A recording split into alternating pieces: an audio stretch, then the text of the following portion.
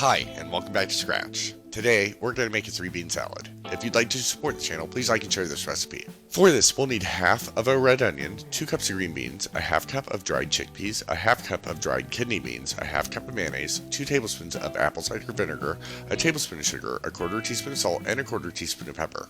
We'll start by rinsing our chickpeas and kidney beans and picking through them for any stones. Then we can soak them overnight and cook them on the stovetop for about 2 hours, or put them in a pressure cooker filled 2/3 full of water and cook them on high pressure for an hour and let the pressure release naturally for 30 minutes before fully releasing the pressure.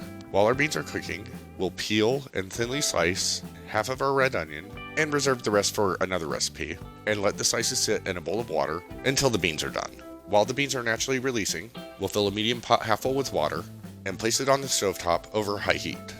While we wait on our water to come to a boil, we'll cut the ends off of our green beans, cut our onion slices in half, and then boil them on the stovetop until tender, about 10 minutes.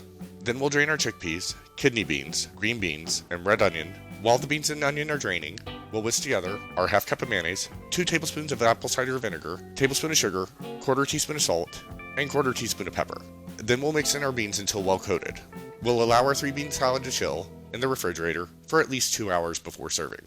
And remember, if you like the content, please subscribe.